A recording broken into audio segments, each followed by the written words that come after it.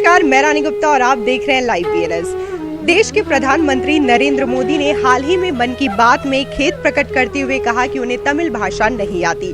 दरअसल हम आपको बताना चाहेंगे कि जिस तरीके से संस्कृत भाषा अपने आप में समृद्ध भाषा है, देव भाषा है और साहित्य और प्राचीन ग्रंथों में अपना एक अलग महत्व रखती है और अलग व्याकरण रखती है, ठीक उसी प्रकार से तमिल भाषा का भी अपना एक अलग स्थान है। प्राचीन साहित्य की बात कर ले या फिर ग्रंथों की बात कर ले, तमिल भाषा का भी अपना एक अलग व्याकरण है। बहुत ही कम लोग जानते होंगे कि सप्त ऋषियों में से एक महर्षि अगस्त्य, जो कि जिनका जन्म काशी में हुआ था, वो दक्षिण भारत में बाद में भगवान शिव की आज्ञा से उन्होंने वहां पे जा करके तमिल भाषा का प्रचार प्रसार किया था। तो महर्षि अगस्त्य कौन थे, इनका क्या संबंध था बनारस से, इन्हीं बातों को और भी विस्तार से जानेंगे यहाँ के लोगों से।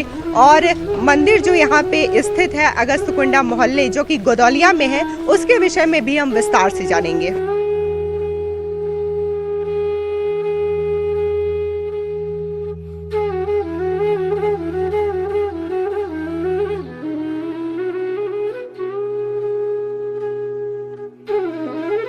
महर्षि अगस्त्य एक वैदिक ऋषि थे। इनका जन्म लगभग 3000 ईसा पूर्व श्रावण शुक्ल पंचमी को काशी में हुआ था।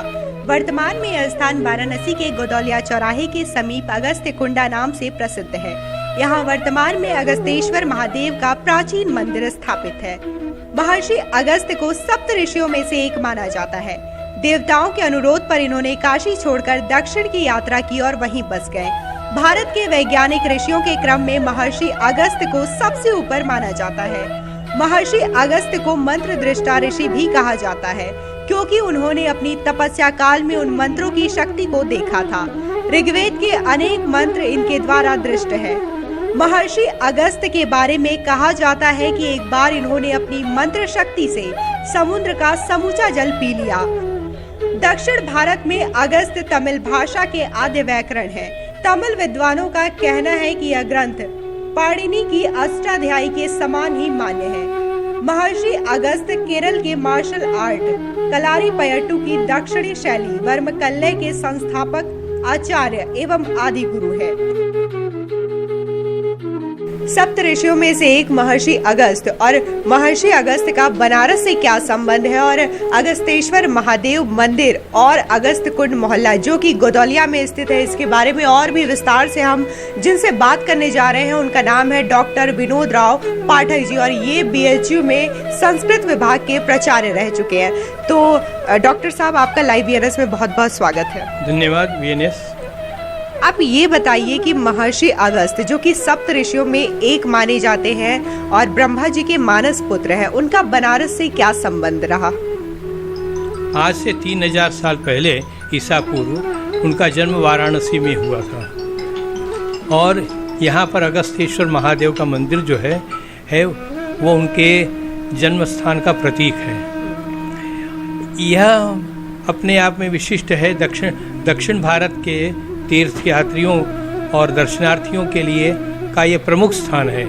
प्रत्येक दक्षिण भारतीय यात्री यहाँ पर आकर अपन अवश्य दर्शन करते हैं। यहाँ पर विशेषता यहाँ की है कि यहाँ पर लोपामुद्रा की भी की स्थापना है, और जो कि महर्षि महेश अगस्त्येश्वर की पत्नी रही है।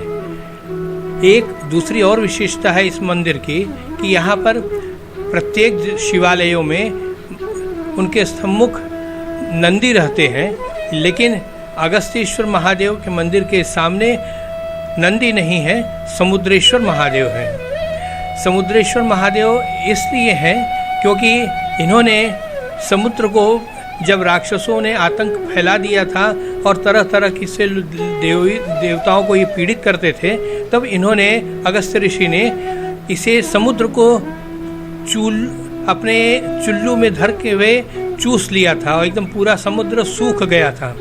इससे राक्षसों का अंत हो गया था।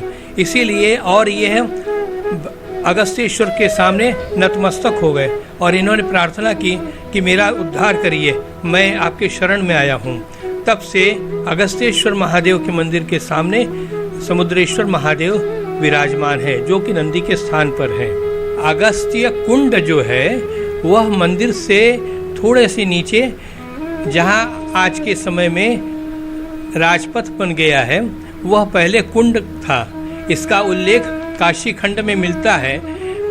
तत्र तु यत् कुंडम अगस्तीश्वर सन्निधौ तत्र स्नात्वा च पीत्वा च कृतः सर्वोदक क्रियः पितॄन् पिण्डैः समभ्यर्च्य श्रद्धा श्राद्ध विधानतः कृतकृत्यो भवेत् जंतुः वाराणस्याः फलम भवेत्। ऐसा काशी खंड के 25वें अध्याय में कहा गया हुआ है।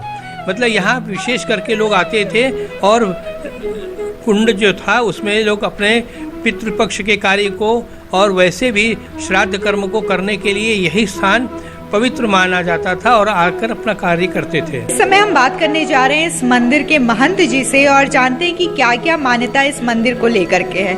तो पंडित जी, सबसे पहले आपका लाइव VNS में स्वागत है, अपना परिचय दीजिए। मैं संजय रोहे, इस मंदिर का महंत पुजारी सर्वश्रेष्ठ।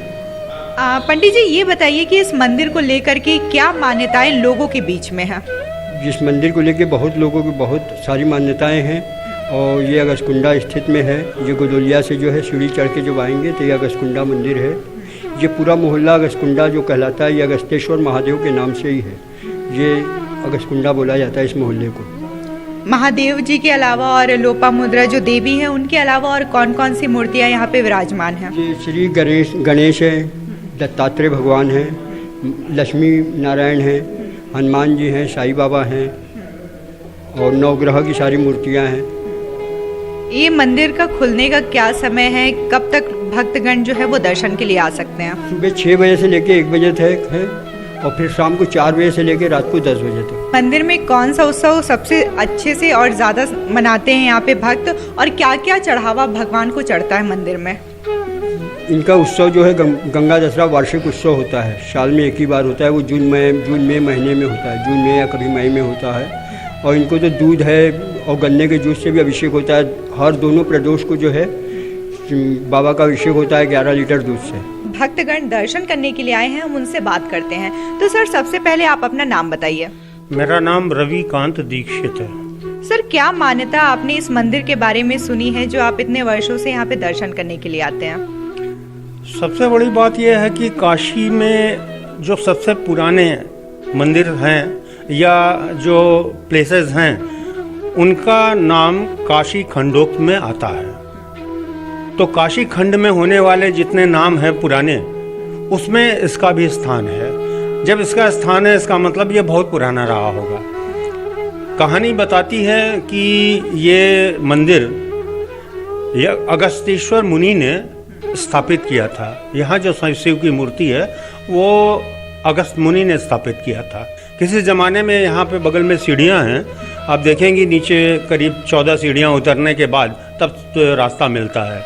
तो ये मंदिर ऊपर था और कुंड जो है वो सीढ़ियाँ उतरने के बाद नीचे कुंड मिला करता था।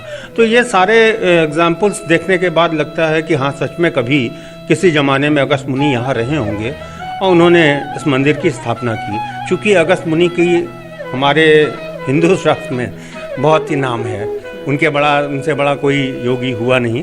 तो इस वजह से इस मंदिर की स्थापना हुई है और यहाँ हम लोग बहुत श्रद्धा से आते हैं और हमेशा हर शाम आते हैं। क्या क्या कहानियाँ इस मंदिर को लेकर के आपने सुनी हुई है? इस मंदिर की कहानी ये है कि सबसे पहले ये है कि अगस्त मुनि ने यहाँ प्राण प्रतिष्ठा जो करके यहाँ थे यहाँ पर, तो उस समय विंध्य पर्वत जो है काफ़ी ऊंचाई ले रहा था और ऊंचाई लेने से सूर्य का प्रकाश काशी में बंद हो रहा था। तो उसके बाद सब लोग इनके पास आए, हाथ जोड़कर खड़े हुए कि सर आपका जो है शिष्य अगर ऐसे ही करेगा तो काशी में सूर्य का प्रकाश बंद हो जाएगा। तो ये फिर यहाँ से निकल पड़े और अपनी पत्नी को छोड़ करके निकल पड़े। जैसे ही विंध्य पर्वत पर गए तो विंध्य पर्वत काफ़ी ऊंचा था। उसने हाथ जोड़ा कि आप यहाँ कैसे चले आए गुरुदेव, आप हमको बुलाए होते तो हम चले आते। कहे तुम इतनी ऊंचाई पहाड़ लेकर के खड़े हो, हमको उस पार जाना है तो हम उस पार कैसे जाए। तो वो जो लेट करके जो उसने प्रणाम किया तो वो लेटा का लेटा रह गया, जिससे आज भी काशी में प्रकाश मिल रहा है। और अगस्त कुंडा इसका नाम इसलिए है कि किसी समय में नीचे सीढ़ी के नीचे यहाँ पर नदी बहती थी और उस नदी की वजह से ही इसका नाम जो है अगस्त कुंडा पड़ा हुआ है। दुर्गा जी जो हमारा मंदिर है यहाँ काशी में, वहाँ से यहाँ पर दुर्गा शेर की सवारी पर होकर के यहाँ स्नान करने आती थी और नीचे नदी थी। अब ये पुरानी बातें हैं जिसको हम लोग ने तो नहीं देखा, हम लोगों के बुजुर्गों ने बताया है, वही हम आपके सामने। तो हमने आपको दिखाया सप्त ऋषियों में से एक महर्षि अगस्त का बनारस से क्या संबंध था और महर्षि अगस्त ने ही यहाँ पे काशी खंड में ऐसा उल्लेख मिलता है कि उन्हीं के द्वारा यहाँ पे अगस्तेश्वर शिवलिंग की स्थापना की गई और यहीं पे उनकी पत्नी महर्षि अगस्त की पत्नी लोपामुद्रा का भी यहाँ पे मूर्ति है। और यहाँ पे जो अगस्त कुंडा मोहल्ला है इस वक्त गोदौलिया क्षेत्र में, वहाँ पे कभी अगस्त कुंड हुआ करता था जहाँ पे लोग आते थे दूर दूर से, यहाँ पे स्नान करते थे, श्राद्ध का काम करते थे और इसी के साथ ही साथ दान पुण्य भी किया करते थे। तो आगे और भी खबरों के लिए देखते रहिए लाइव BNS। मैं रानी गुप्ता, कैमरा पर्सन राजेश अग्रणी के साथ। अगर ये खबर आपको अच्छी लगी तो हमारे वीडियो को लाइक करें, चैनल को सब्सक्राइब करें, साथ ही साथ गूगल प्ले स्टोर से लाइव BNS के ऐप को भी जरूर डाउनलोड करें।